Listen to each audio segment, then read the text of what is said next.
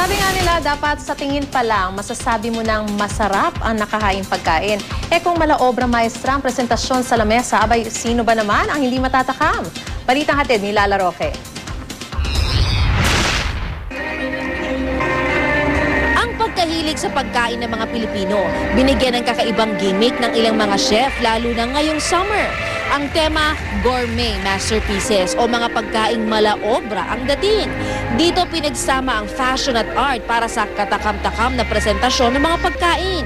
Isa sa mga obra dito ay itong mga koi fish na ito. Kung yung unang titingnan, kala mo totoong-totoo. Pero ito pala ay gawa sa gelatin. Kaya ang tawag nila dito, almond fish gelatin. At pag iyong in-order sa kanilang restaurant, ang presyo kada peraso, 80 pesos. Sa sobrang ganda, ang ilang customer tila ayaw na itong kainin.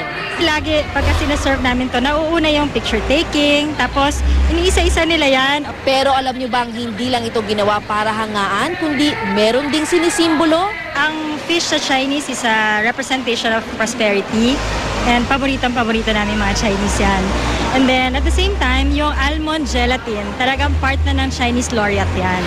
Si Chef Patrick naman daw, pagiging makabayan ng inspirasyon sa kanyang obra na kombinasyon ng puto, pastillas, langka, hinog na mangga at iba pa. Since medyo summer ang dating natin ngayon, naisip ko na magbigay ng mga Filipino delicacies, which is ang inspiration ko ay Philippine flag. So lahat ng Filipino delicacies kasama siya sa buffet namin. Ayon sa organizer ng proyekto, ginawa nila ang konseptong ito para maiba at mas maging espesyal ang pagpipilian ng mga food lover ngayong summer.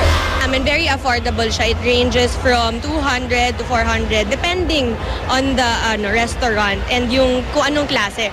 So meron kaming mga Asian, meron mga Japanese, meron din Filipino, may Greek. Sulit naman para sa ilan dahil dito busog na raw ang mata, busog pa ang inyong tiyan. So far, I've tasted the jelly.